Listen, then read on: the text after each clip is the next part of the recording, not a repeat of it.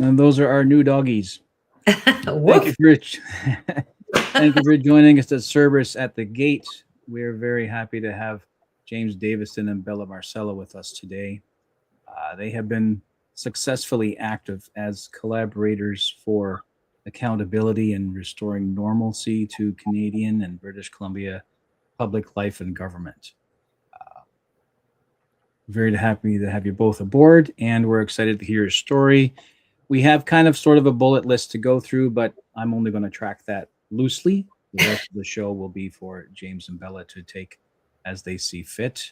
On occasion, Peyman and André will pick in and have questions or comments. And at the 60-minute mark, Peyman will bring up flagged questions that will be related to the content.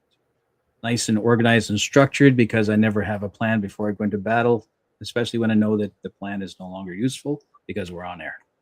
So to you, James and Bella, the floor is yours. Well, thank you for having us on here today. I really appreciate it. Absolutely. Thanks so much, guys. You're all excellent spokesmen, and we appreciate being here.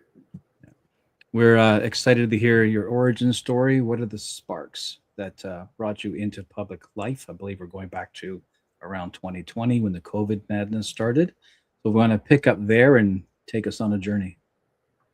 Well, I'm going to be a gentleman and defer to the lady first. You know, it's...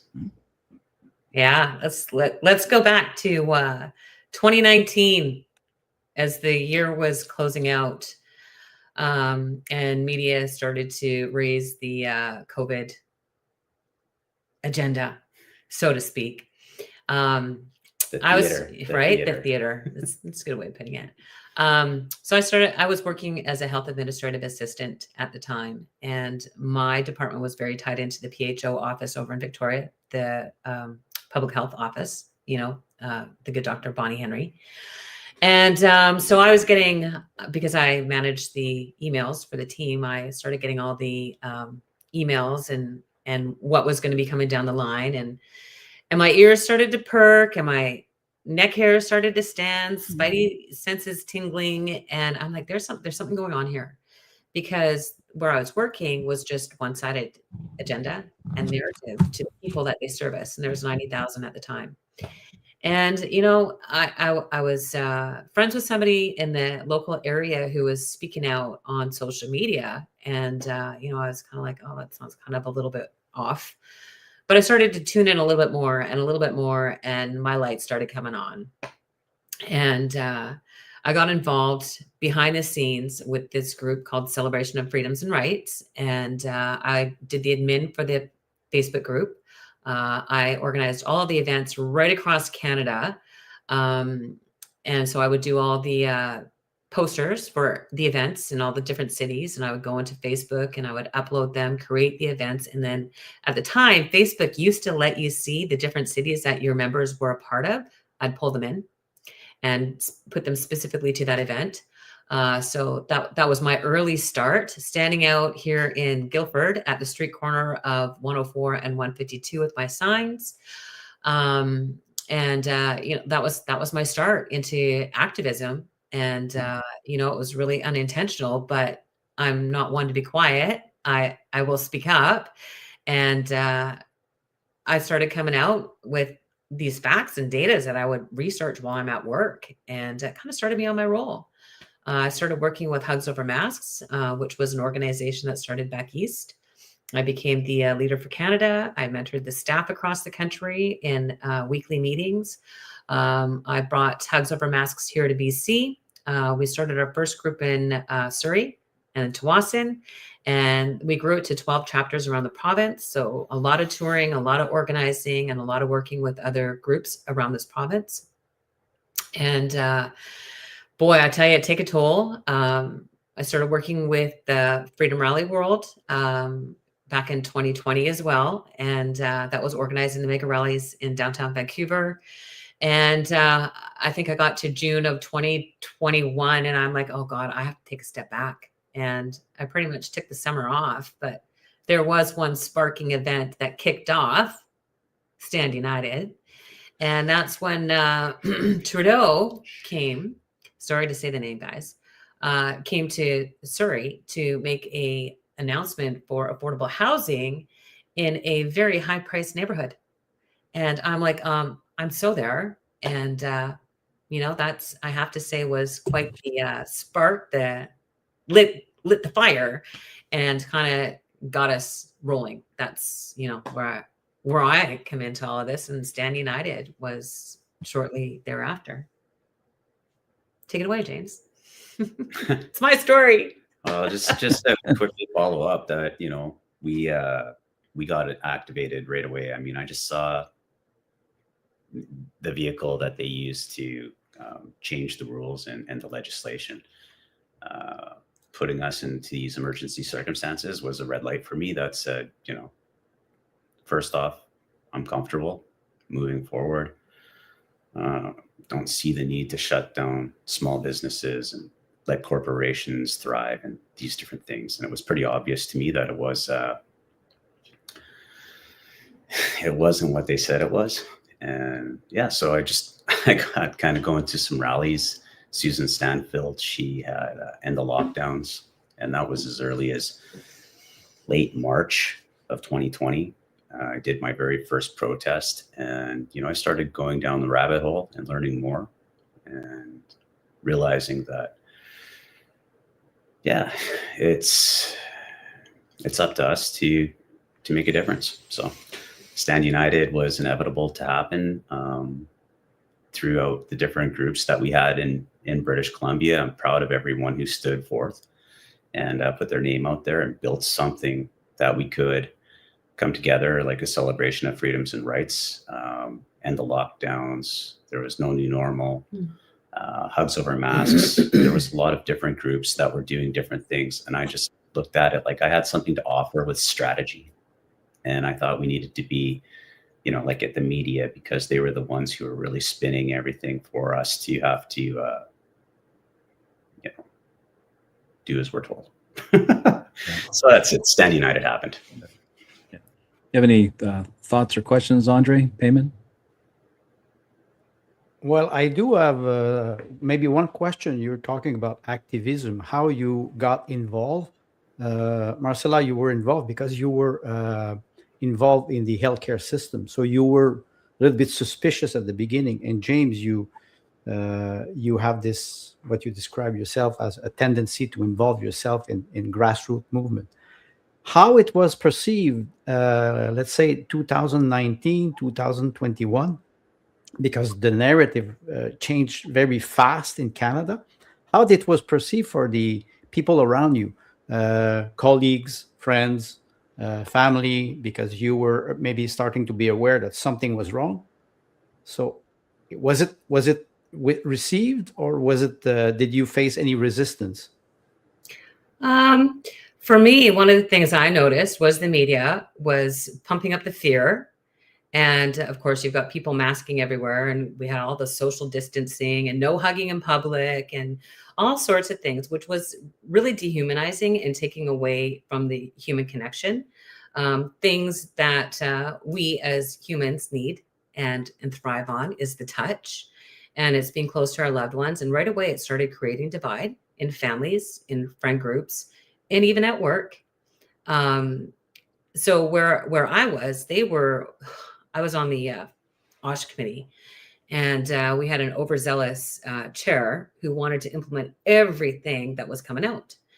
And because my direct supervisor was a registered nurse, I talked to her and I said, look, this is going too far.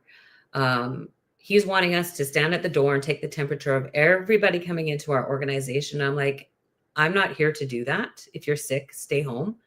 That's common sense. It's reasonable. It's logical. If you're not feeling well, take your temperature, stay home. You don't need to go out in public.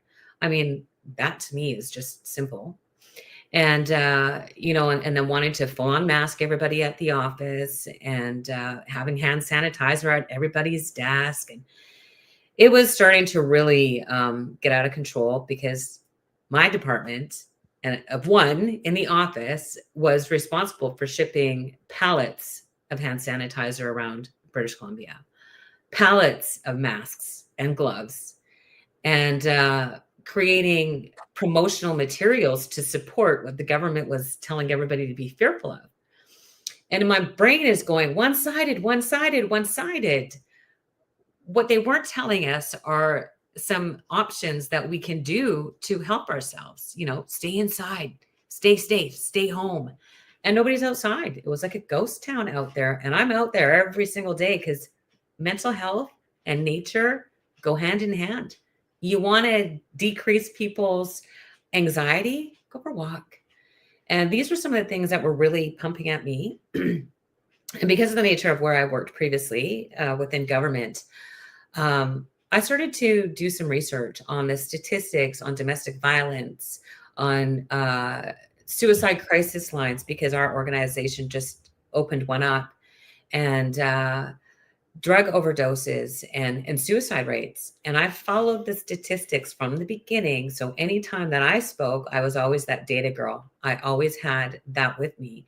And one of the other things I focused on were businesses. How many businesses were shutting their doors, were going bankrupt, could no longer afford their staffing because you're only allowed so many people in there. And so I followed all of those data. And I would present those because those things weren't beneficial to the province. I saw a lot of collateral damage by these stay home to stay safe mandates that the government was putting in.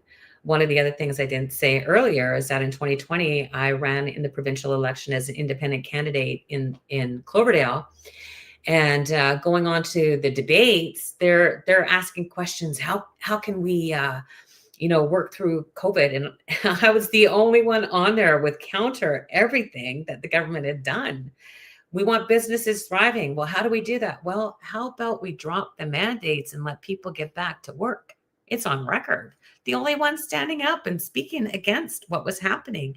You got to look at the toll that it took financially and emotionally on businesses and families and friends.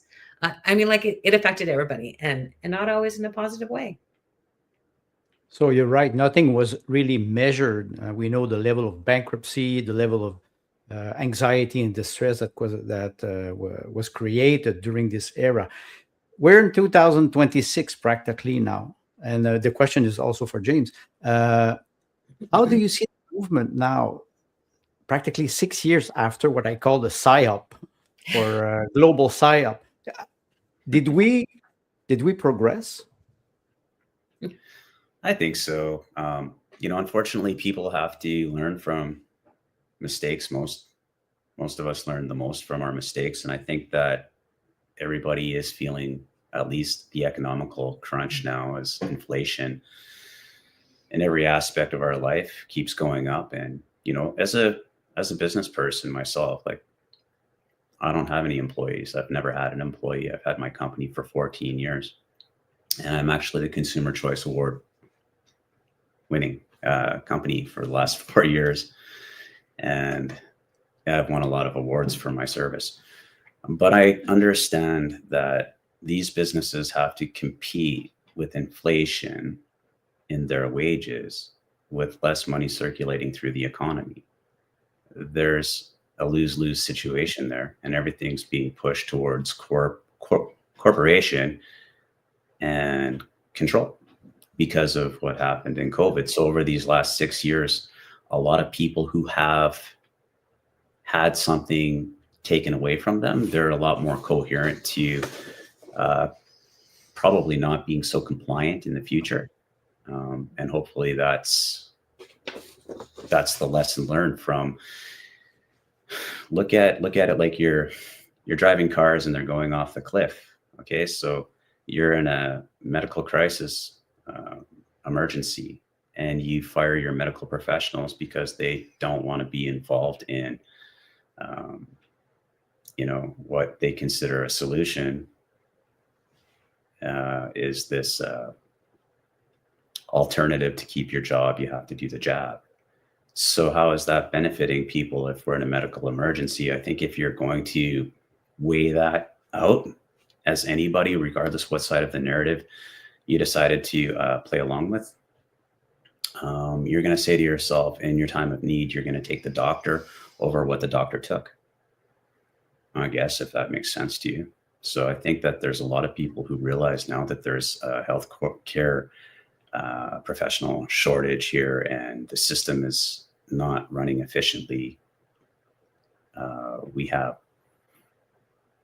to look at that from a management perspective, how this was managed, and then are you willing to just comply to the next crisis, or are you going to climate's the big thing that they're playing now.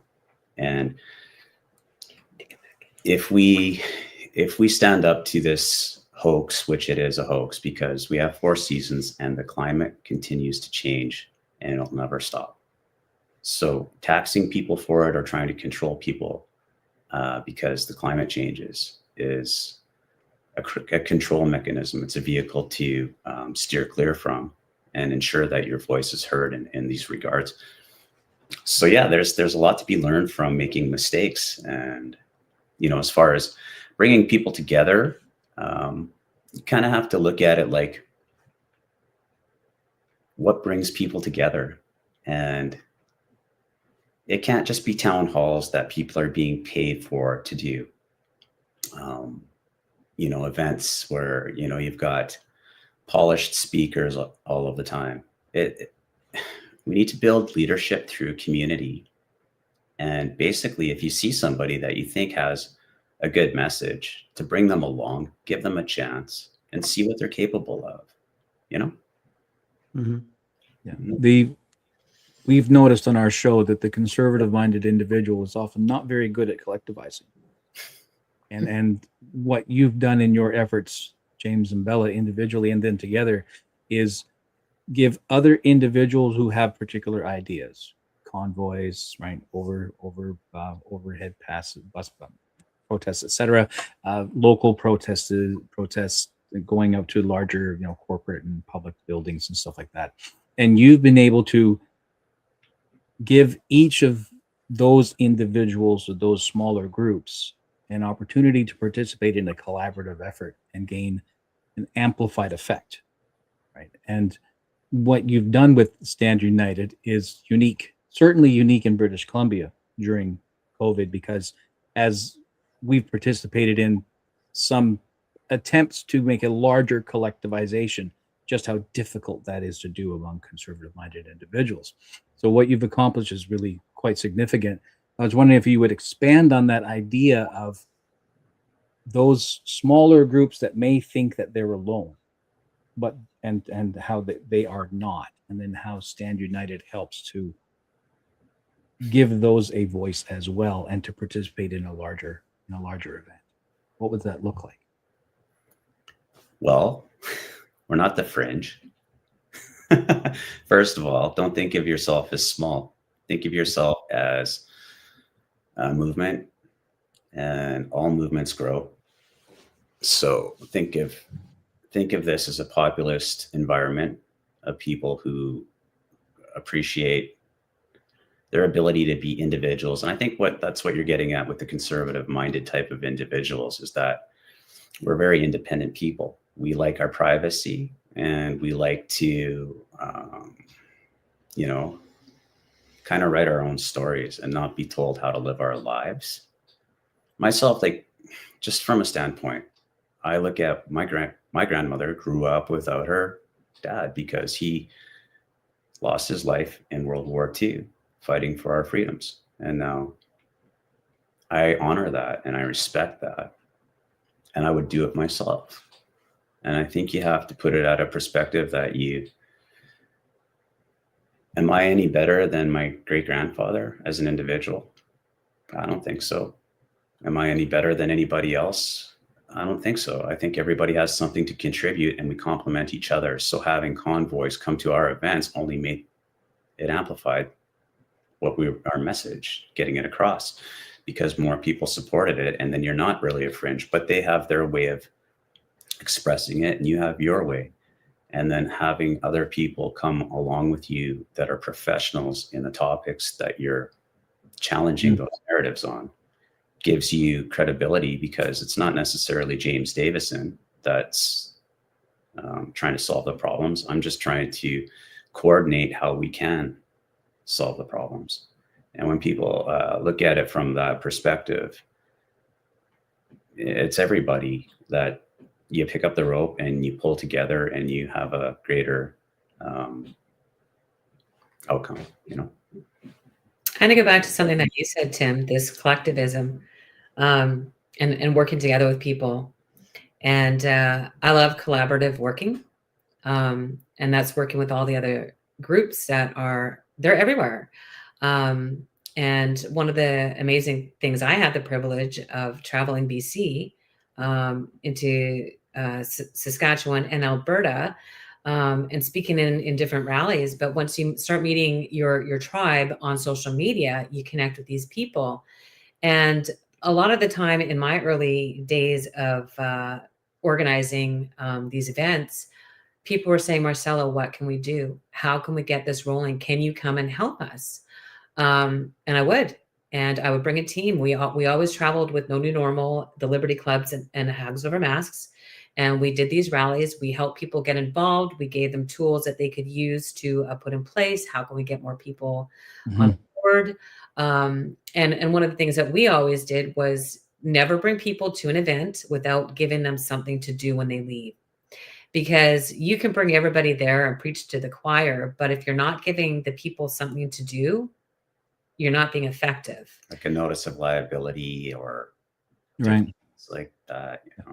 So some of the things that we did with Stand United is reaching across this country, and people would say, you need to connect with so-and-so. These are our connections. You need to connect with so-and-so. They've got rallies going, join with them and get them on board. And we did. And we just connected right across this country. So we've got people in Newfoundland, Nova Scotia, New Brunswick, Quebec, right up into the Yukon. And, we would have these Zoom meetings. Okay, this is what we have on board. What else can we do with this? And it was that collective mind, because he doesn't have all the answers. I don't have all the answers, but people have these ideas and solutions. If we can put our heads together and work together to make this happen, we're not alone. We have that support and we're making that connection. And that was one of the biggest things was, as James was saying earlier, networking, connect with people, get people on board, because each one of us connects with different people in a different way. And that brings that personality or that type of person on board.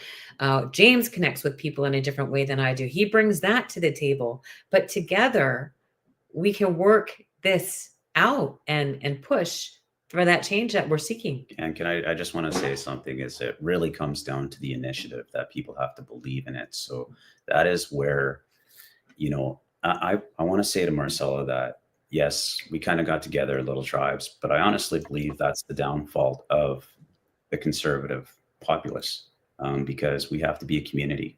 We have to understand that nobody can solve the issues that we have ourselves, and stop looking at it like this is our camp over here, but we can be just as effective if they have their camp over there, because what we really need is a community base that is going to work together. And you have to have initiatives that people believe in. Like the media is the virus was pretty easy to get people on board, because the people who understood that it was just a circular narrative being pushed and there was no other side of the discussion being had.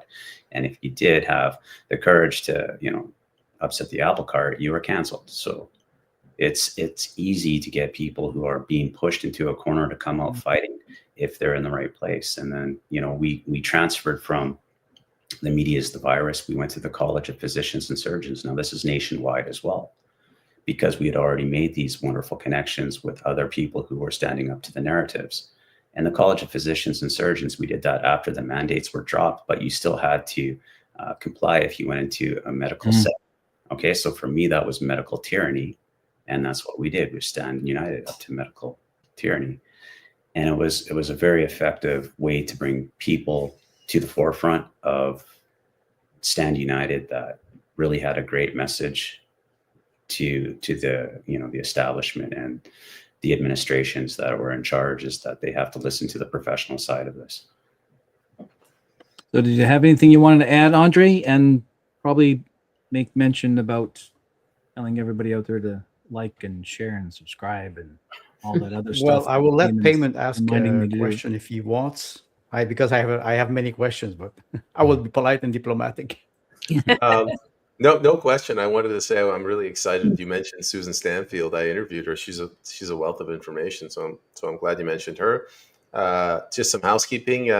Thank you to Clown World for sharing the space, the room, and thank you JT for sharing it. If everybody else could share it, we really want to get our guest message out there. Get our guest message out there today.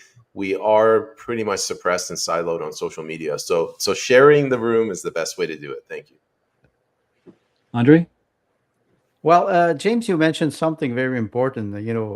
The speech of Trudeau, for example, the French minority, and they always hammered this propaganda on individual. I think Marcella mentioned the consequences of the mandate, and on suicidal statistics, or anxiety, bankruptcy. We're not isolated. That's what they want. That's the first thing. The second thing that I found very interesting, what you mentioned about this "no new normal" slogan, which is quite interesting, because it was an expression that they were using all the time. I remember Jacinda Ardern in New Zealand. It's the new normal. It's the new normal. So you hammer a slogan, and one day it becomes true. How do you perceive the media today? And my question is double. The first one is, how do you perceive mainstream media today, and how can you explain that you had so many activist movement, protest movement, 2020, 21, 22, and there's a lot of alternative media, and it seems very difficult to federate them. Is it possible to federate them? Because Tim mentioned, conservative minds. They're not necessarily individual, but they want to be sovereign. How can we federate those movements, including Stand United? Because there's a lot of them. Well, I'll be quick with the mainstream media. It's a vehicle for the globalists to push their agenda. And if you're still listening to the mainstream media, I hope it's just to see what they're pushing next. Credibility meter, for me, it's plummeted to ground zero. There's no credibility in the mainstream media. So I recommend that people watch it for the purpose of knowing kind of where they're going next with the agenda. It's an educational source. And then, you're going to hear more truth on social media, media hosts like yourself. It's time consuming. I think the biggest thing about getting messages out through independent media is that people don't have the time to sit there. They have jobs, they have families, they have crises that are happening for real in real time in their own lives. It's, so people get sound bites. So it's very important to have the right message, be consistent. Is that I don't expect you to trust me based off of what I said. I can only say that from what I've seen, there has to be a better way than what, of doing things and pushing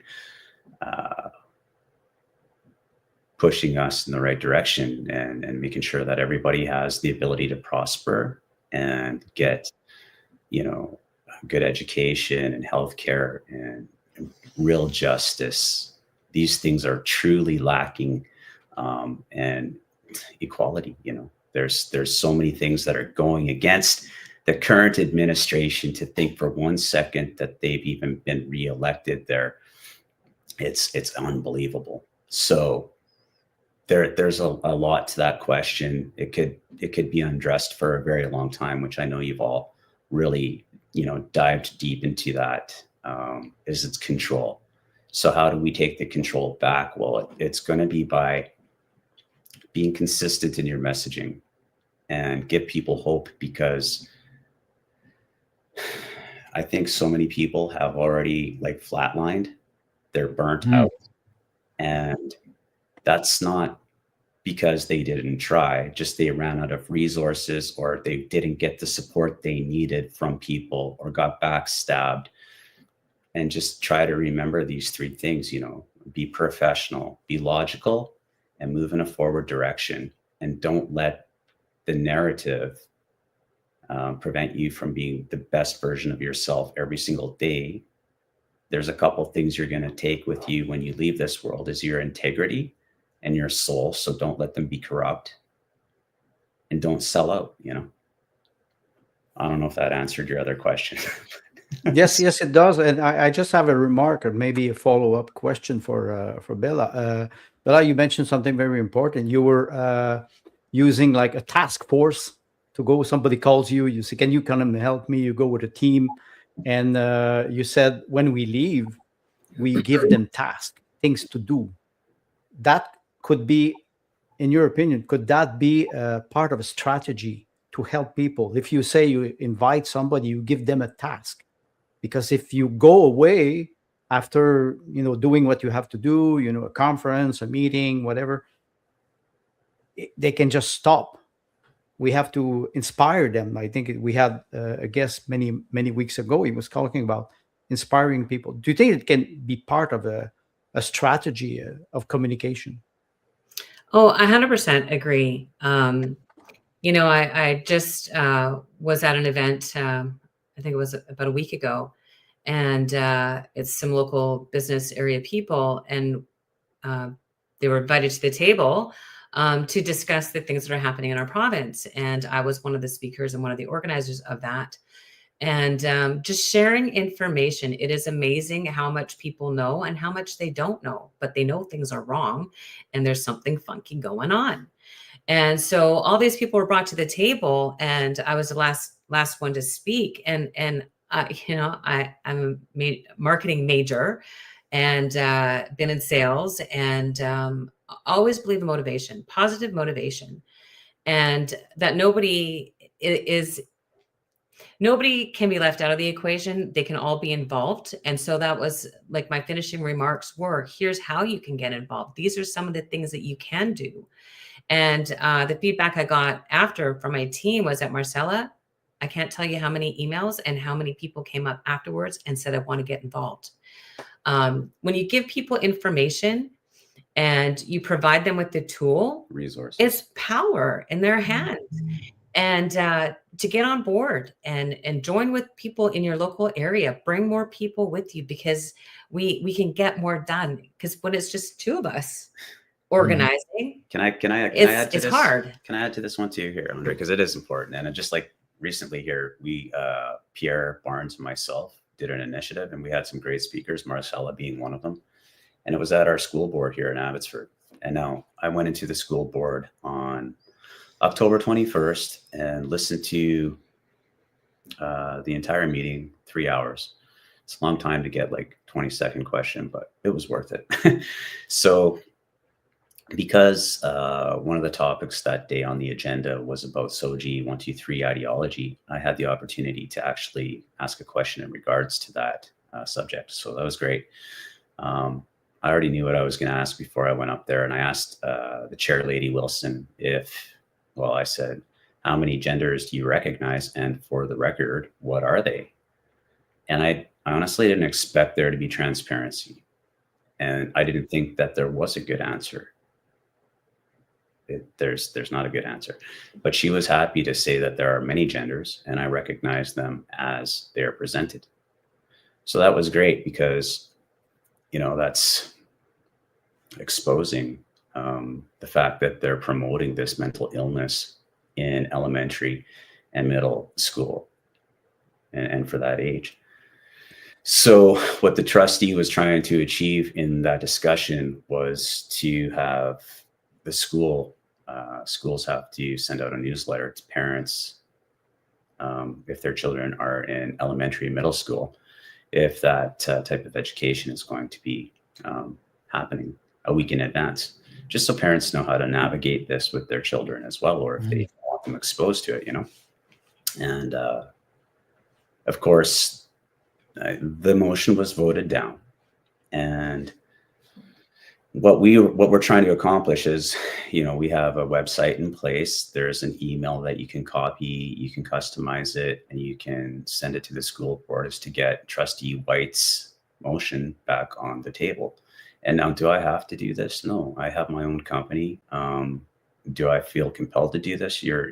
Yes, I have grandkids, and they're in this with us, and all of our kids are growing up in this situation. So it's not a lot of work for someone to go to the website. There's a call to action. Click it. You can easily copy that email that's already drafted, customize it a little bit if you like, or just use it the way that it is. Sign it and send it into the school board. Let's make an impact here.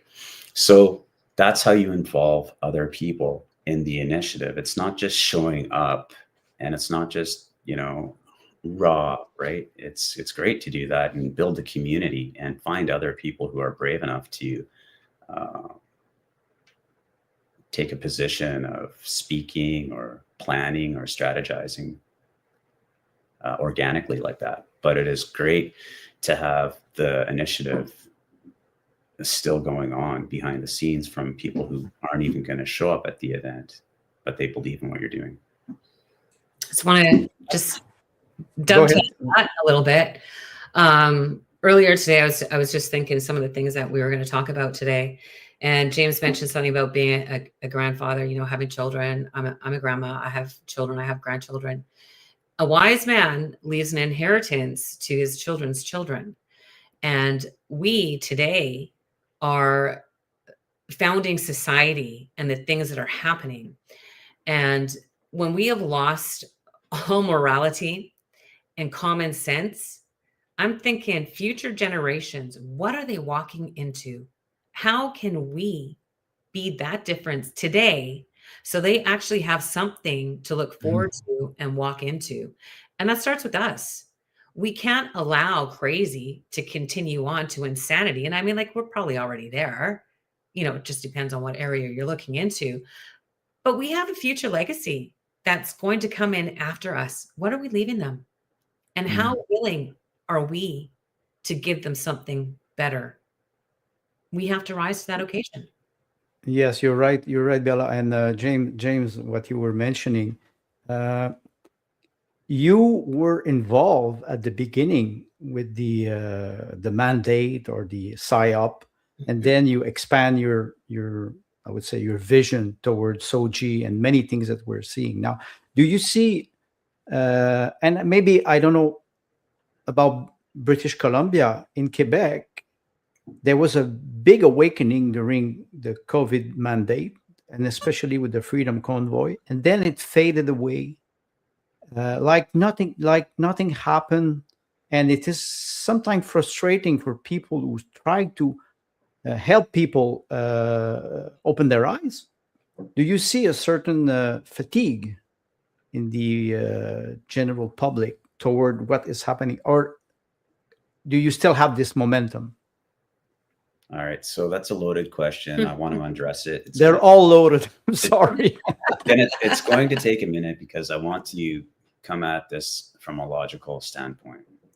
The initiative to go to Ottawa was terrific because the truckers really were our beacon of hope at that point in time. The overpass rallies were massive, for the truckers going past. We were doing the media as the virus at the point in time.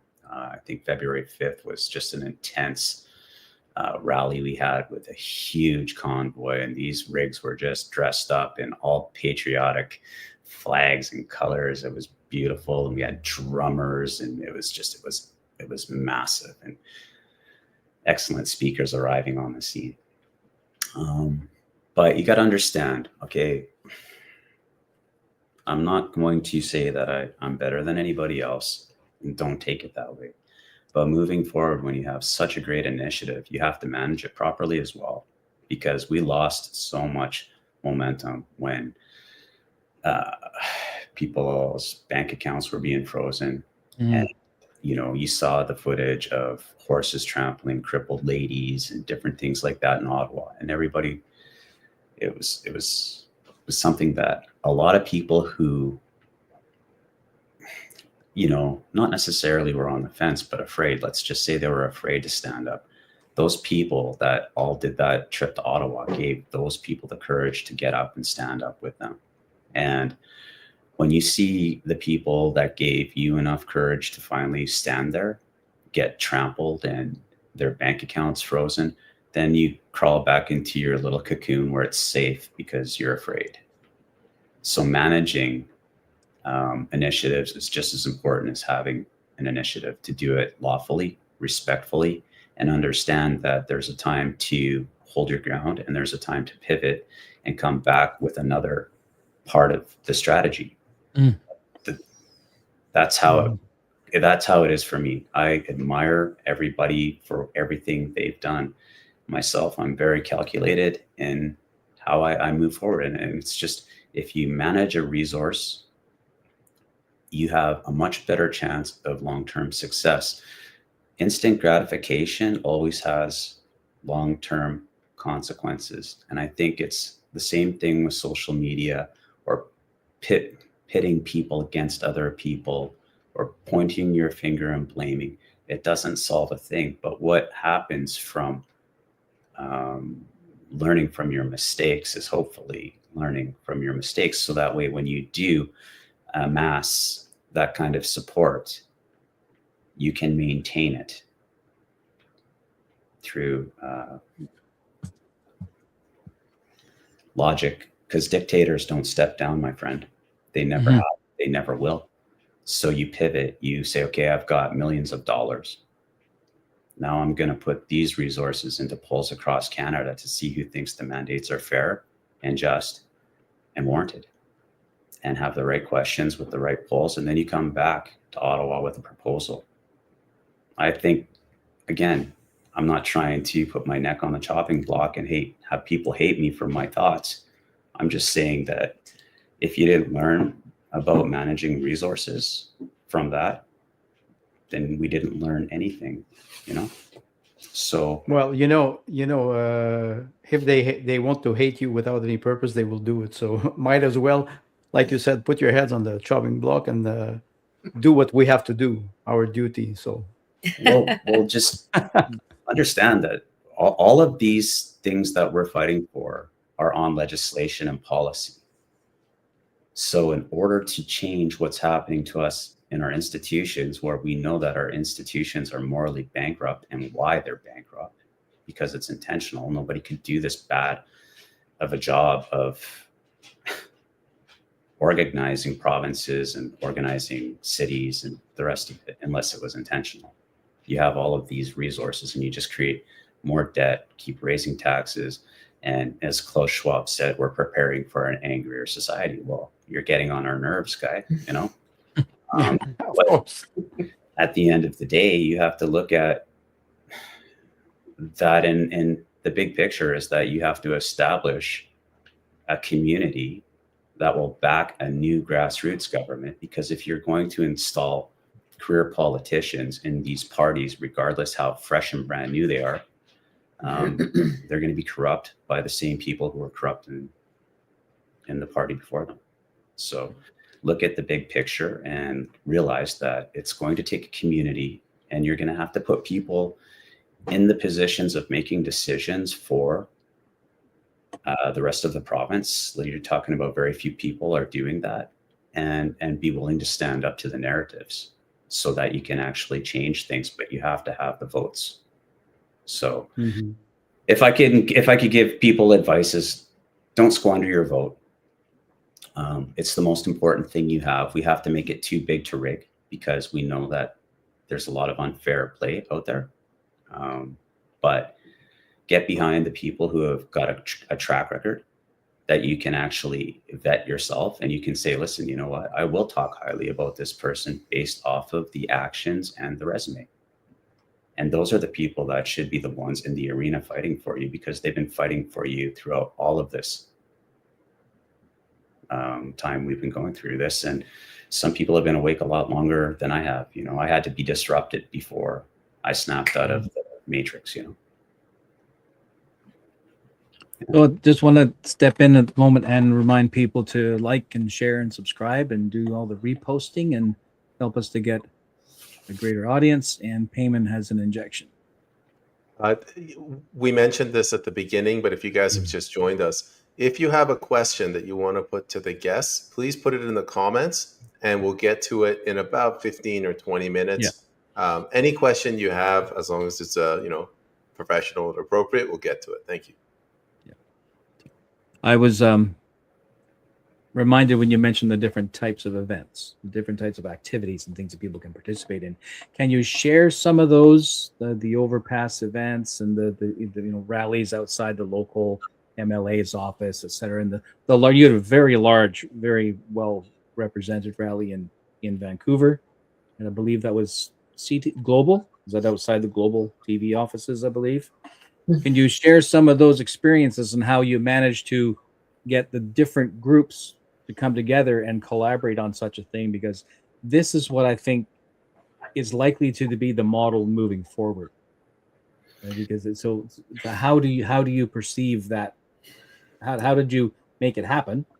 Right? And how do you perceive that moving forward? The ability to respect what other people bring to the team, even if you are not necessarily resonating yourself with what they're bringing to the team. It's a community, and everybody has their own set of thoughts and what they want to back up. So it was excellent for us. I mean, I was involved with everybody from the beginning because I stepped up in the beginning. I went on my very first protest, and my dad said, "Oh, you're going to go there with those conspiracy theorist idiots and blah, blah, blah." So as you were saying, Andre, that yes, this did affect relationships. My father wasn't impressed with my stance, and I've never been patted on the back for it. And it's a good thing that that's not what I'm in this for. Cause I didn't really need a dad to tell me this was right or wrong, because I already have that notion myself. But the main thing is to respect and admire people for what they bring to the team, and to recognize that there are people out there that are doing some work that maybe didn't get the platform. And we didn't really, the platform wasn't given to us by any stretch of the imagination. So we worked with, I helped Ryan Cabalba bring his message to Laura Lynn Taylor Tyler Thompson, and Dan Dix, and people like that. I brought him to that because that's how I actually met Marcella, was at a protest. Me and Harm Baum went to the Guildford rally for a celebration of freedoms and rights. And I met a whole different crew of people that, they were doing it their way on the side of the street at Guildford Mall, which is a very busy place in BC. And a lot of people saw the signs and honked, and a lot of people gave the finger and were wearing their masks 3 at a time, and, saying that we were grandma killers and this and that. So you build a community that way, and you recognize the great things that people are doing and the courage that they have to do it, first off. So I built relationships with, No New Normal. I built relationships with End the Lockdowns. I built relationships with a celebration of freedoms and rights. And we ended up doing that big rally, the first real big rally at the art gallery, based on the fact that, I made that connection, and I'm proud of that. I'm not saying that I did it myself. Heck no. Mm-hmm. I'm just saying that, I coordinated that. And I always felt as though that was kind of my strength, is to see the good in other people, what they were doing, and try to put more people together, because I do believe that we're stronger together, and our message will go a lot farther if, again, we're consistent in our messaging. So, yeah, just, be that person to give the other person a hand up. There's a lot of people who have great ambition that probably aren't going to achieve, what they have in their head for themselves. But it doesn't mean to say that they're not a big part of the solution, or they might not have a great idea. So if they have the courage, that's the first step, to recognize that. Keep having the conversations with people, even though a lot of people don't want to take the time. Are we burnt out? Heck no. I'm only getting started. I believe that everything, I learned along the ways is just to keep an open mind, that I've made mistakes that I would take back, and I apologize for them openly, because I'm not perfect. But at the same time, I did a lot of things that I think needed to be done and brought a lot of people together. I'm proud of that. We did. And I can't even just say we brought a lot of different groups together, and not just here in BC, but all across Canada. We've had as many, this is something I'm really proud of, we're very proud of, is that we had 29 different places across Canada do our citizens inquiry event at the RCMP. And if they didn't have an RCMP outlet, then they went to a police station to do that. And it was on informed consent. So we didn't just show up. We planned it. Strategy again, we planned this out to make sure that we have an informed consent documentation package that's very complete. And it was made by professionals, doctors, a lawyer put it together, virologists. These people are very educated, and they put this together because it was a notice of malfeasance, notice of liability, and a notice of cease and desist order. And it's like, how many pages? 50. So we registered, mailed these out to the chiefs of police, as well as we made sure that MPs, that MLAs. media representation for those departments all knew we were going to be there well in advance. And what we were trying to achieve was to have the RCMP come out and just on our inquiry tell us exactly what the legal definition of informed consent is and how it's supposed to protect us. So we weren't asking them to join us. We were just asking them to tell us what the real law is here. So, you kind of have to play hardball with people like that. So we're really proud of those things, bringing so many people together. And did we take credit for some of this? Yes, but I mean, other people put their friends and contacts in contact with us. It was a community of the nation that worked together. And I think if you approach things professionally and you have an objective and people believe in what you're trying to achieve, people will get behind you, or not even behind you, but they'll stand united with you. So Next to you, yes. yeah. Well, you mentioned something, if I may ask, you mentioned something. I think we were caught off guard in 2019, 2020. Nobody was expecting something like this. It's like you're attacked.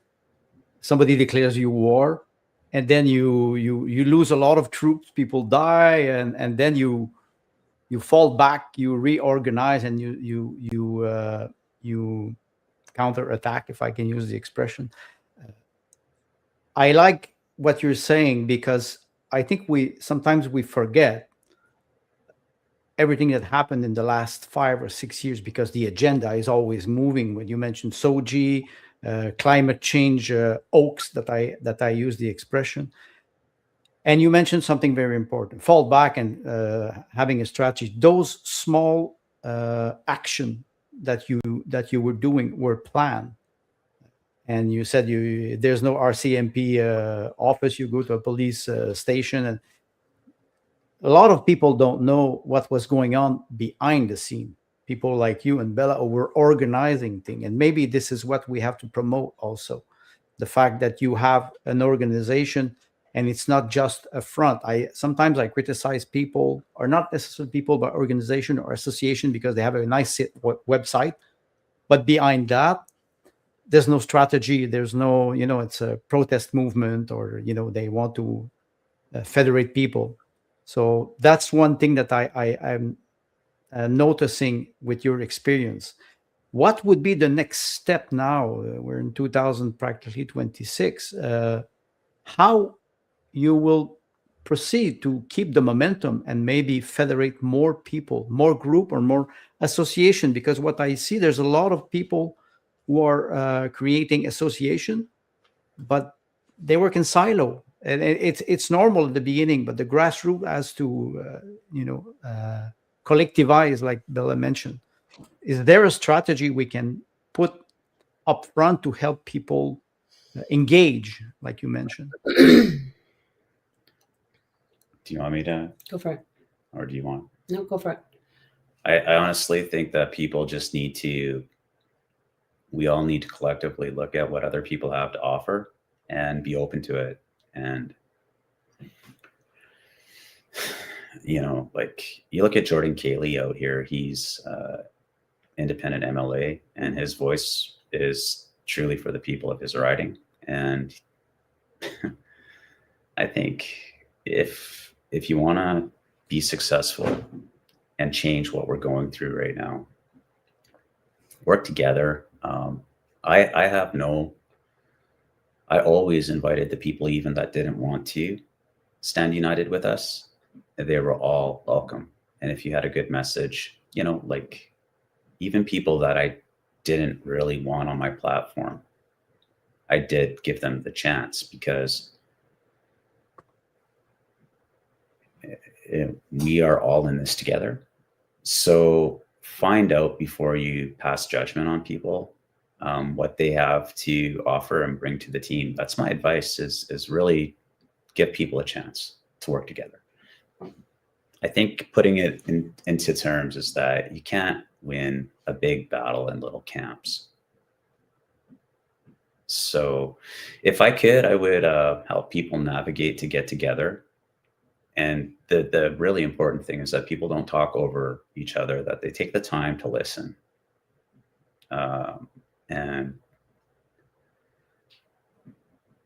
And if you're listening to people, you're going to find out that there's a lot of people out there that have some great ideas. You can't accomplish too many different things at once. And, look for some lower hanging fruit, because it's the impacts, it's the little battles that you need to take on to win, ultimately, the war. And we, as Andre said, we're in a war right now. And it is, for a lot of people, so important not to get sidetracked from the fact that, you had a little bit of success, and then you pull back and you realize that, okay, well, perhaps you might live in an area of BC now that you might not even be able to renew your mortgage. Well, all of a sudden you're right back awake. And that's based off the fact that lending institutions aren't even going to renew your mortgage, because they don't want to take a risk with their money that nobody's going to pay it back.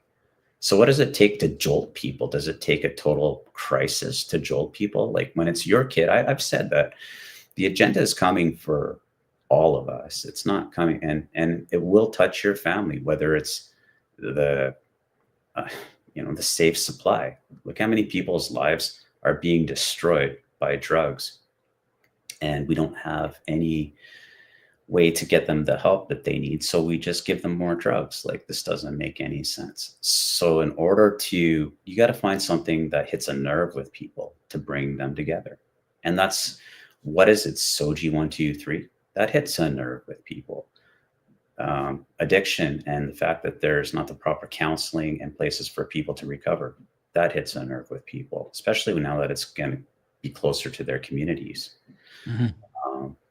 What else? Like, healthcare. Think about things that are really affecting us, because when people say to me, well, you really were disruptive, James, and then it happens, like, I get all kinds of social media slam. It's fine. I just come back with logic and I say, like, disruptive, how? Like firing all of as many medical professionals as they possibly could during a medical crisis, or not being able to visit your loved ones in a care home facility, or like that kind of disruptive. And it's within my Bill of Rights to protest when I don't think our government is treating the people fairly, right? So long story short, it's find something people will get behind, and then don't look at everybody like, okay, we're all leaders. I'm not the leader. I'm just the guy that was the front man for Stand United. And if I have my way, I will be an elected official in our province. That's my goal, because I believe that deep down inside, all of the institutions, it's just that they have been morally corrupt, and we need to clean house. And when we clean house, things are going to go back to normal. And, like, let's just elect a government that's grassroots, that isn't going to buy into the agenda. And it's easier said than done. Believe me, I ran independently. I did really well as an independent, but I'm not even close to well enough to win a seat. So think big, or go home. But at the same time, the little battles all matter. And then it's, again, you're going to raise an army when people believe in the initiative. And that's what we need. You had a question, Peyman? Yeah. If somebody had asked me yesterday, like, what do you think of Stand United? I would have been like, what is Stand United? I've never heard of them. And I went on your website today and I was like, holy crap. I've been to a whole bunch of these protests that you guys organize. Two of them I remember, the one in front of the CBC or CTV and the one with the Chris Sky one. I'm guessing there was another couple, but I have to go back and look at the pictures. My question is, like, as you were, as COVID's evolving and you're doing these events, did you find that from 2019, 2020 to now, the level of support has just like successfully iteratively increased? Did you find that it peaked at some point and people maybe got scared and they dropped out? Or did people get, for me, for example, I got a little bit more involved. I went to a whole bunch of protests. Then I said, no, I have to run for federal office. I have to do something. What was your experience with Stand United? Well, it's a matter of, okay, I think people really got sidetracked by the carbon tax. I knew that's okay. It's in your face, and it was something, again, it's easier to do a convoy. I'm not saying it's not significant, but as a purposeful thing, what is the end game?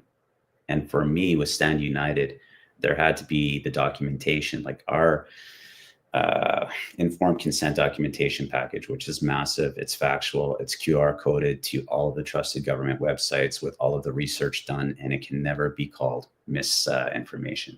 It's there and it's substantial. So that package went to every single MP in Canada. It went to every single MLA, I believe, in all of Canada. I know in all of British Columbia, but this was happening. And I'm talking about registered mail, not just emailed. And a registered mail, it means you've got that. So when you know that the narrative you're pushing is false and it's causing harm, I want to get to accountability. So for me, running around in circles over a carbon tax that will only be changed through legislation, it's not worth my effort or time. And that's where it boils down to with me is resource management. And I didn't feel as though the people are the greatest resource of the movement. And they were going in a direction that I was more concerned at that time. And I'll tell you, that was our last initiative, was the WHO Pandemic Preparedness Treaty. And we did it twice in a matter of, I think, a 2-month or a 3-month span. And, we wanted to do this nationwide. And people were going off on their convoys for the carbon tax and ignoring what we were doing. And I'm like, you guys, like, you recognize the dangers now? I don't know if you do, but now we're in this treaty. So if we do go into another state of emergency, it's not going to be our elected officials telling us how we have to behave, where we have to stay, who we can see, and what we can do. It's going to be the World Health Organization, this corrupt, non-governing organization that none of us elected. So that's what I'm about, guys. And if you want to do something that is purposeful and will make an impact, I'm in 100%. If you want to drive around and complain about things we can't change, I'm up.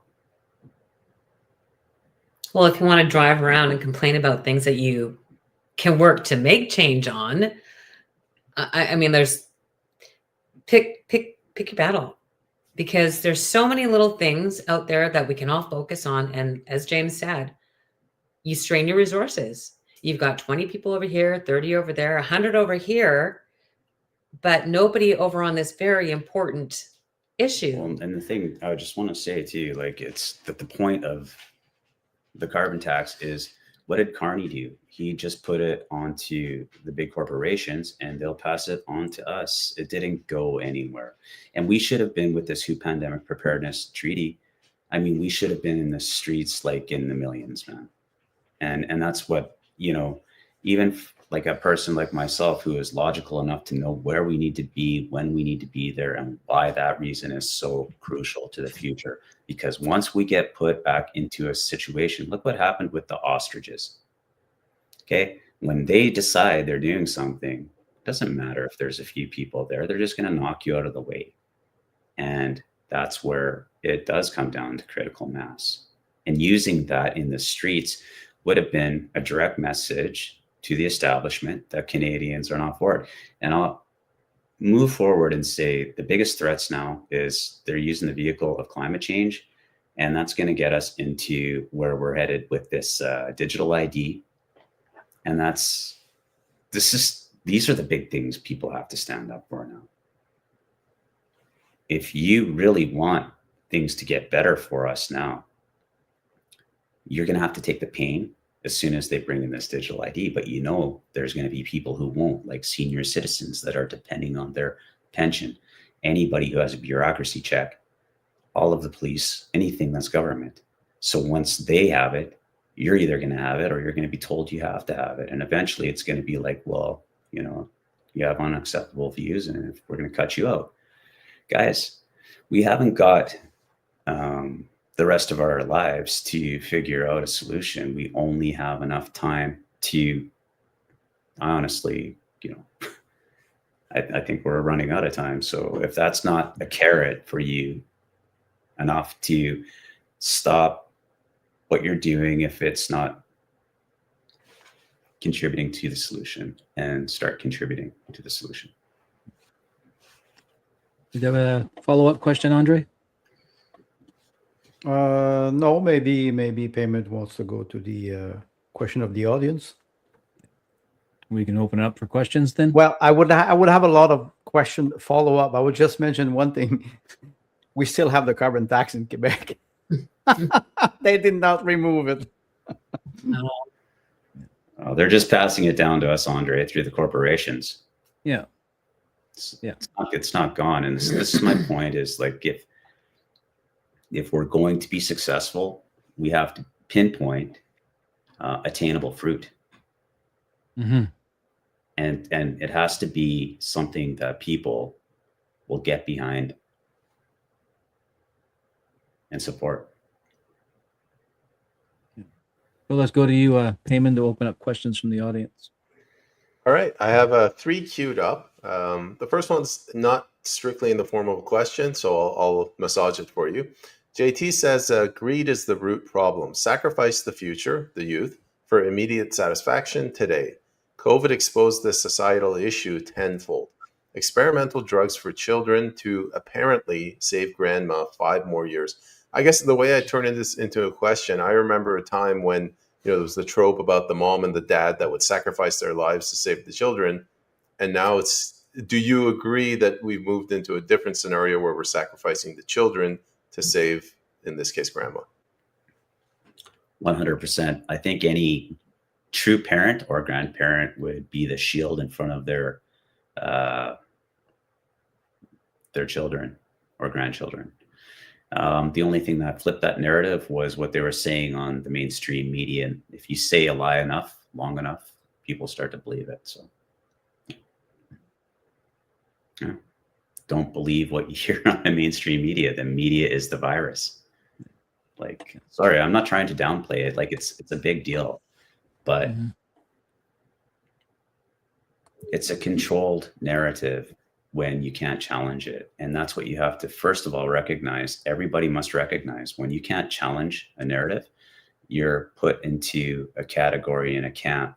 You're an anti this, you're an anti that, you're a fringe minority, you're a racist, you're a bigot. There's a lot of ways that the establishment can use the mainstream media to spin their narrative and cancel people. And so many people are afraid to even be called a name. They just cower down, right? So at the top of the show, we made notes about the organization Stand United and you two and your part in it and how it assists others with collaboration to speak against the tyranny. There are comments on the side by Grandadio, for example, who may not have been here for that, to hear that. Can you summarize what Stand United is again, what your parts in it, and how Stand United has assisted Canadians to fight against tyranny? I found out from working with the other groups that we weren't taking on the establishments. So Stand United was structured to, first off, stand united. It's not just a name brand. It's what we need to do. So when you've got groups over here doing their little thing, as Marcella was saying, and you've got groups over here doing their little thing, it doesn't have the same impact as if you stand united. You need more people to stand together and let everybody have their message at that Stand United event.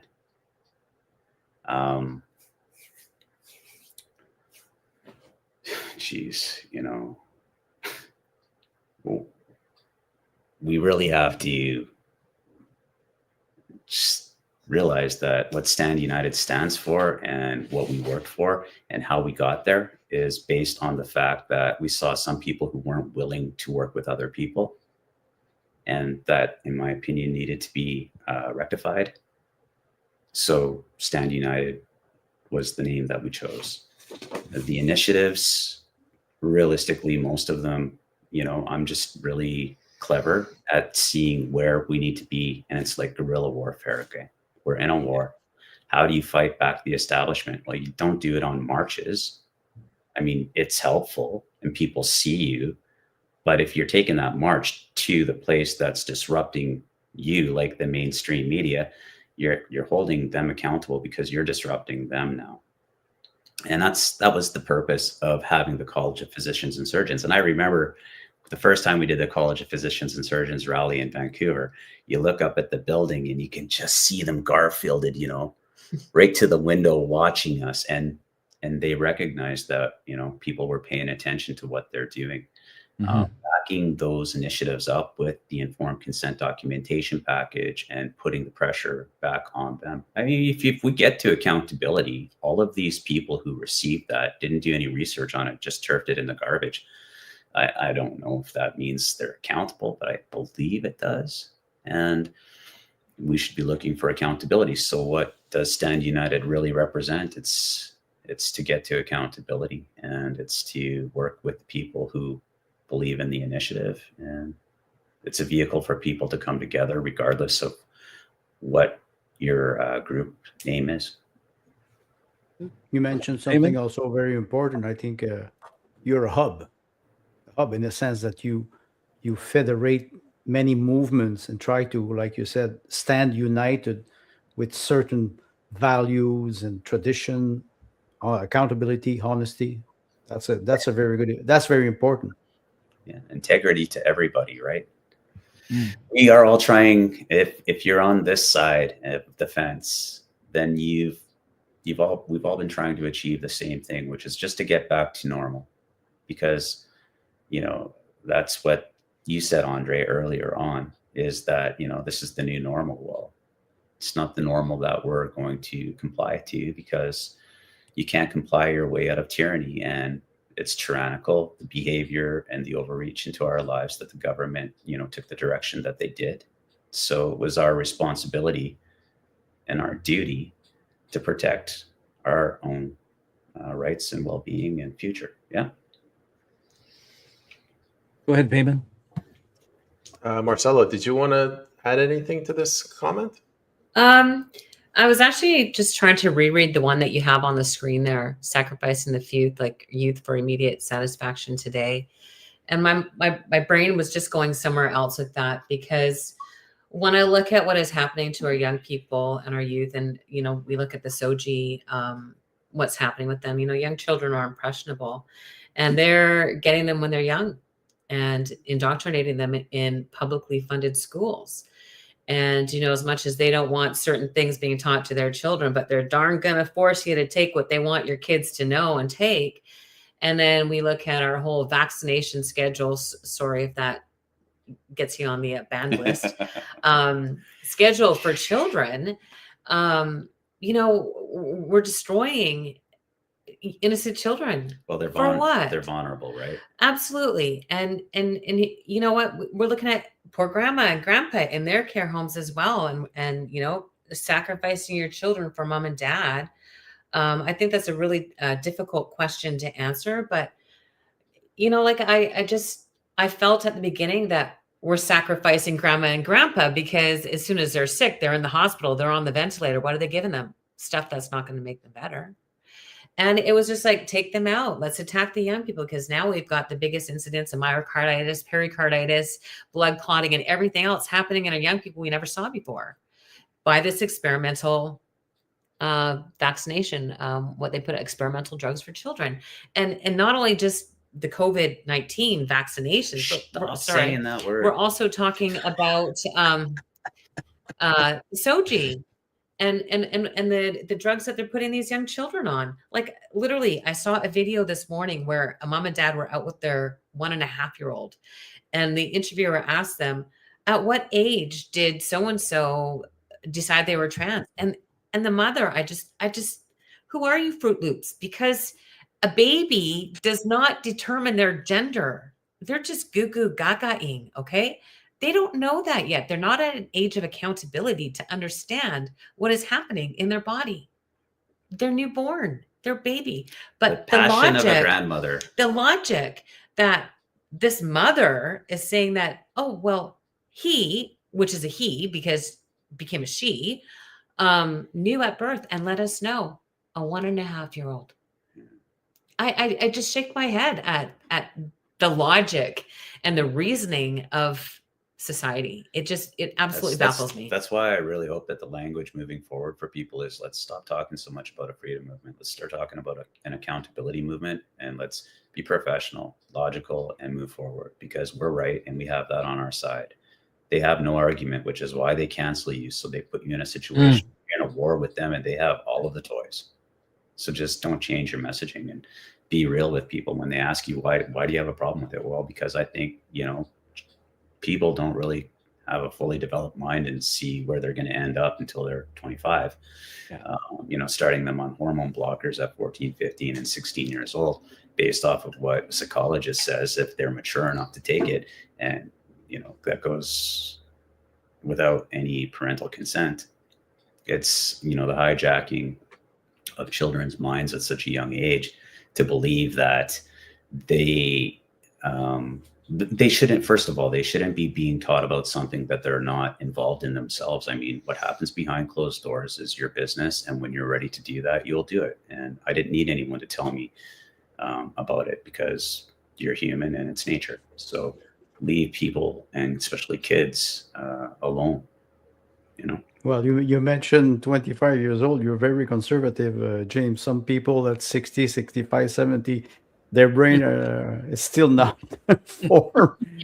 And we saw this in Quebec. 6,700 elderly people were left without any treatment, and they died in 3 months in Quebec. I will never go back to this type of tyranny.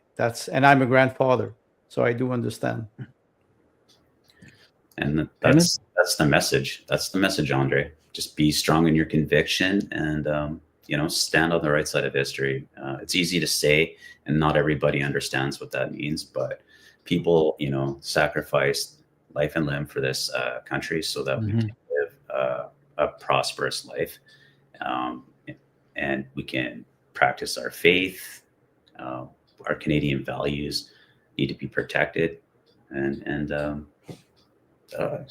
you can't really take the masculinity out of a man and expect him to grow up right.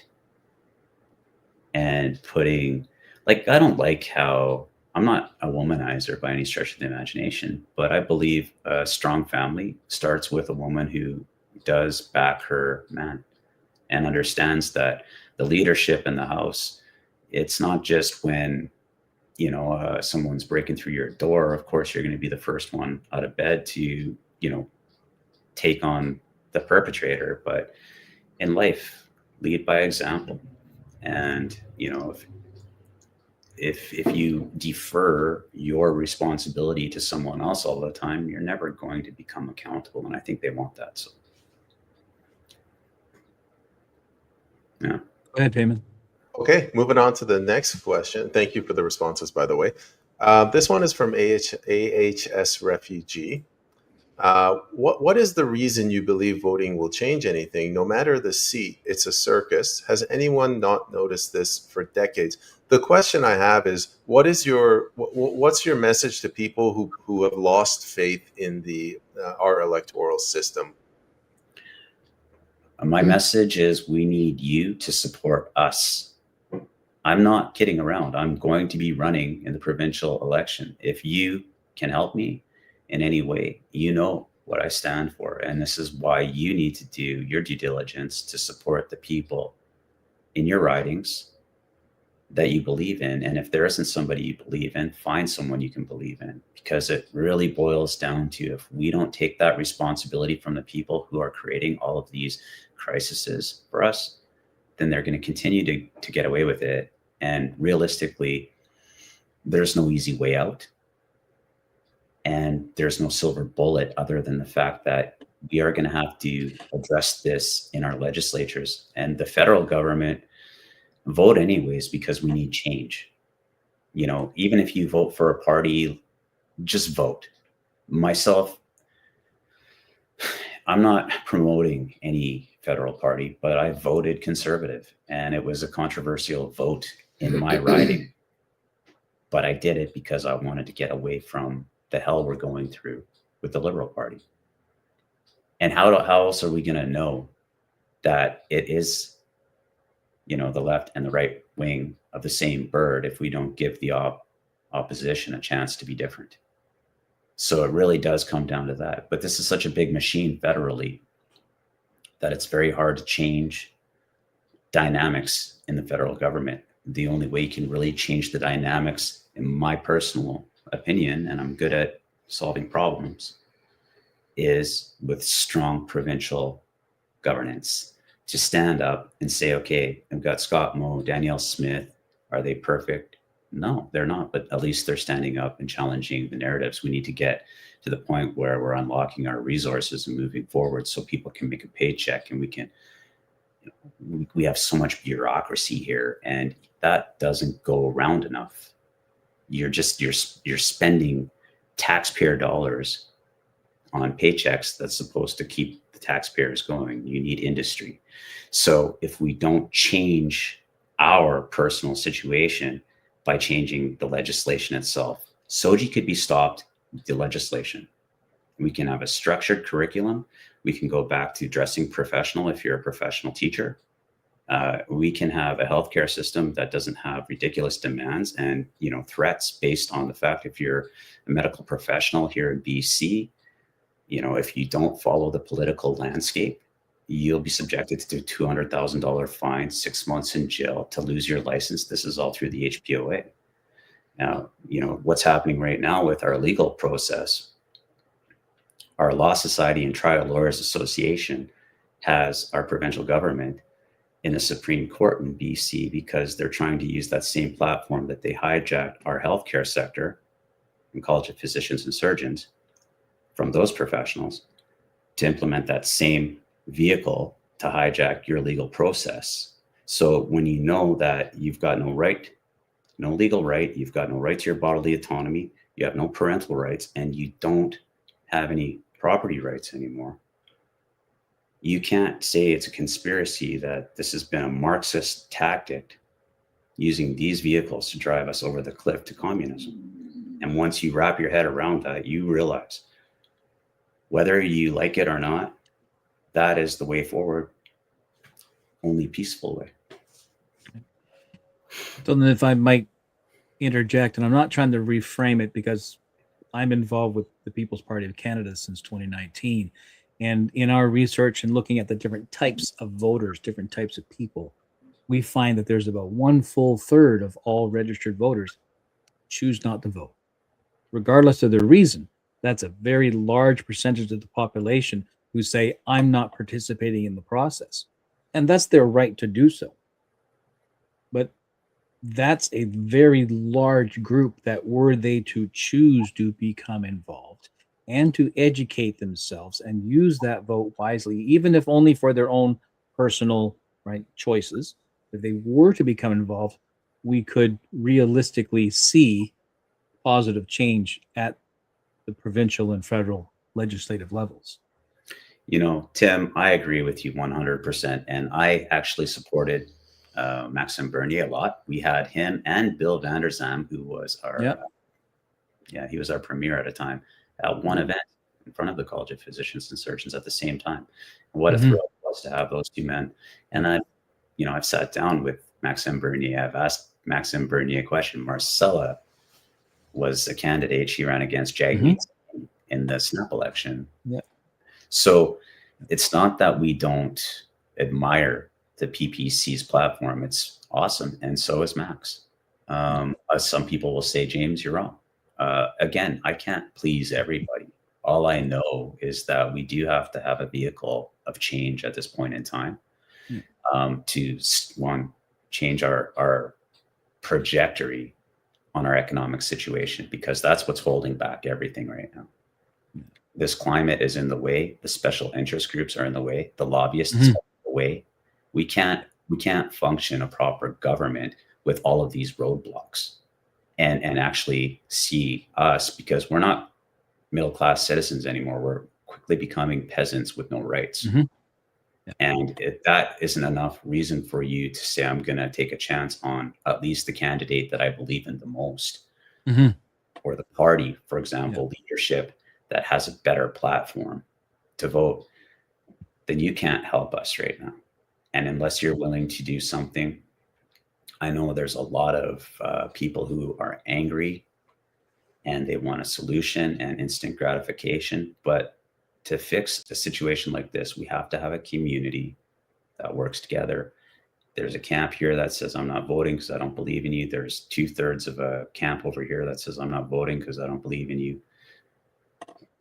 Put people forward that you believe in. Start a new provincial party in your province if you don't believe in what you have, and work towards it. If nothing else, you're going to gain education, experience, and you are going to help build a community. André, Peyman, did you have anything else you wanted to add as we come up to the 90-minute mark? Well, first of all, thanks for coming on the show, and also for promoting those ideas. Because like I was mentioning earlier, many actions are not visible. The structure, the dedication of people who work backstage, I think it is as important as people who are upfront.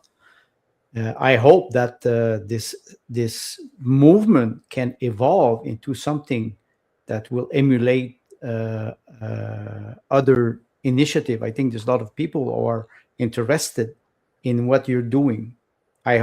And I suppose that you have a plan for 2026, like Bella mentioned earlier. There's so much things to tackle, like CBDC, SOGI, digital ID. We saw what's happening now in Europe with the food supply, livestock out there killing cattle for no reason, and we saw it with the ostriches in BC. I hope that you will be able to inspire other movement in Canada. I want to just come right to that point as well. I've been watching the protests happening in Europe right now with killing of the cattle and having to use Bovaer. And yes, we did see that here, the CFIA with the ostriches. This morning I saw an article where there is one case of avian flu in a dog, and media ramping up the fear. But what people may not be aware of is that within the Pandemic Preparedness Treaty from the WHO and Canadian law, they do have a road to come for our livestock, for our food supply, for your pets in your home, for the transportation, for the businesses to lock it down and to be in control of it. And having CFIA put that on a dog and now ramping up the fear in the general population. But these are things that our government has put into the legislation, and if people don't dig down into it and pay attention to what they're trying to do, they aren't going to be aware of what is happening. We had our rally in Kits, November 22nd, and I came out to speak about DRIPA, what is happening in our province, and DRIPA and UNDRIP. And literally, there's probably about 100 people there at the time. And I asked the question, do you know what UNDRIP is? Literally, I think 2 hands went up. That tells me we don't know a lot. And then I asked the question, do you know what DRIPA is? And I think about 3 hands to 5 hands went up. That's in a group of 100 people. That tells me that Canadians don't know what is happening within our governments. And that's where we need to educate the general population. Because what our governments are doing federally and provincially is going in the back door and ramming these bills through, shutting down our debates.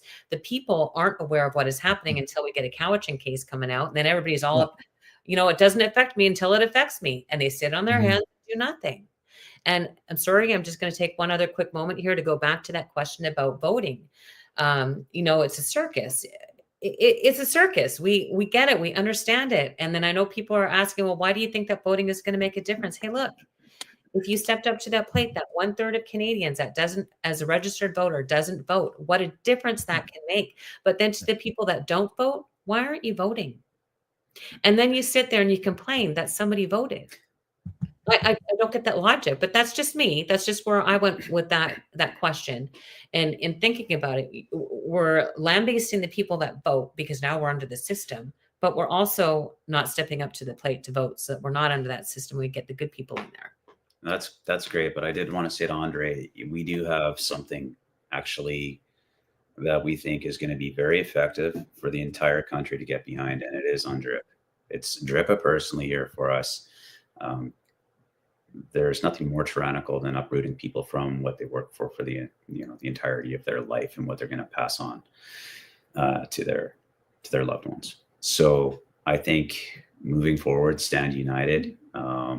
Perhaps it might be time for this country. I mean, if we were going to stand up for anything right now, what do you think people would get behind? Climate change, you can't really do anything. It's the policies. And again, too, the UNDRIP, it's the policies too. But people have already been smashed around with climate change and don't do anything about it. But I think it's going to be a completely different ball game. They don't mind paying taxes, more taxes, more taxes, more taxes, whatever. You don't see a big pushback. But when somebody's going to risk losing their land, then I think you have something there that can bring the nation together.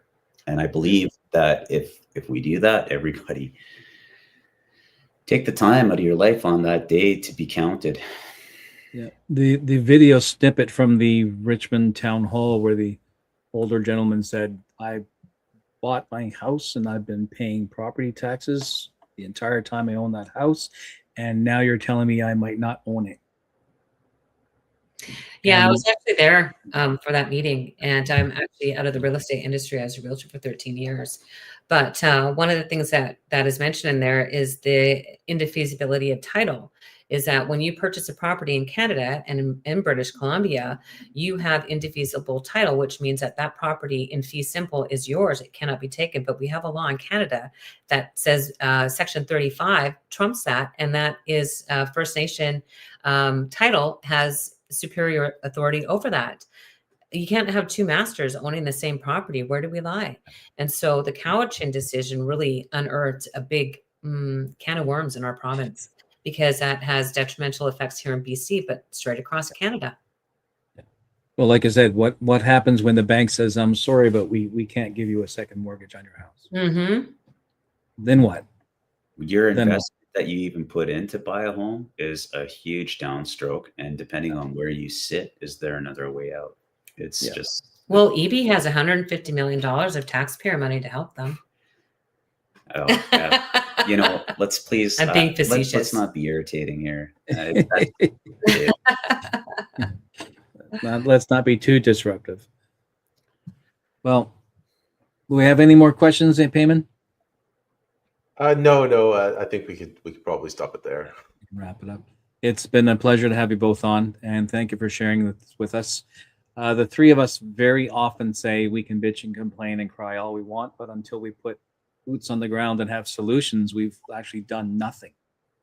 And so we're always talking about the need for collectivization and the need for collaborative effort. And here we find your group in BC has been doing that for 5 years now.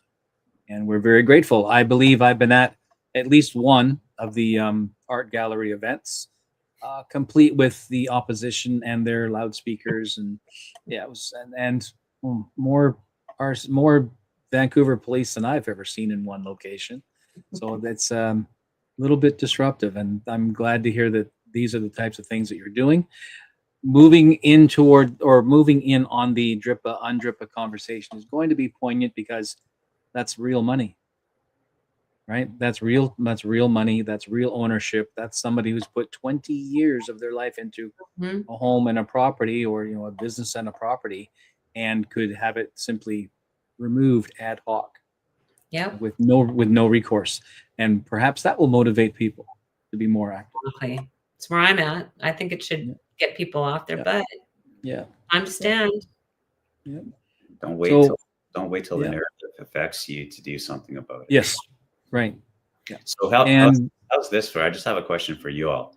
If we put something together, are you fellas interested in supporting Stand United initiative to challenge the narrative on UNDRIP legislation, and specifically how it's going to affect home ownership and managing of crown land and this and that? home ownership is something that's become very the three of us have talked about. It's shown up in several of our episodes, but we haven't gone after it as a singular topic because it's big. And then I'm going to want to go back to the BNA Act, and Andre's going to want to talk about the Quebec's influence in national law, and so we do want to go into those conversations. Absolutely. Right on. Well, I could say personally, you're not sovereign if you don't own your land, and protecting the land, I think it's the first thing that we need to do. I think UNDRIP is something that most people don't understand, and I would say yes, supporting this initiative, challenging them. It's not that complicated. That's the first thing. The second thing, I want to thank you again because Peyman mentioned earlier. He said, "Oh, yesterday I didn't know what was Stand United." I'm in Quebec now. It is 6:20, 6:15. It was 3 o'clock in the afternoon or 2:30, and I said, "What is Stand United?" I don't even know what it is because I'm from Quebec and because I'm not connected to BC. I made a joke. I said last year I had the problem identifying BC on a map in Canada, because that's a joke, but that the idea is that to be able to promote your movement, to know that that this movement is up and alive and fighting back. It's very inspiring for first of all personally, but to promote this message for French Canadian, because many French Canadian in Manitoba, in Quebec, in New Brunswick, they don't know what is happening. And sometimes I try to act like an ambassador to say, just get out of Quebec a little bit. Just look around what is happening in BC, in Alberta, in Saskatchewan, in Nova Scotia, in Newfoundland, and try to understand that maybe Stand United, it's for Canadians. And maybe this is one great way to promote the unity of Canada, which is in really very bad shape. So thanks a lot, first of all, and Merry Christmas to both of you. Yeah. Do you have any final thoughts, Peyman? Thank you, Andre. Thank you. And Merry Christmas. I want to thank our guests for coming on. And James, I wish you the best of luck with your upcoming political run. I hope you get in. We need people like you. So thank you again. Thank you, Peyman. And it would be good to have you back on board in that yourself. We'll see. All right. Thank you, everybody, for joining us today. And Yes. we will certainly bring you again next year when we have because UNDRIP is only going to get more exciting. It's been a really enjoyable program here. You guys run a good show, a tight ship, and thank you. It was a pleasure. So thanks a lot for having us. Much appreciation. Thank you. And thank you to our guests for joining. Like, share, subscribe, do all the things. When you see us repost and when you hear about us on the street, admit everything, deny nothing. And we want to wish you all a Merry Christmas, and we'll see you in the new year. We are taking the 27th of December off for Christmas and family. And we will be back, I believe, January the 3rd. We'll have something else to complain about at that time. Thanks again. Have a good night. Bye.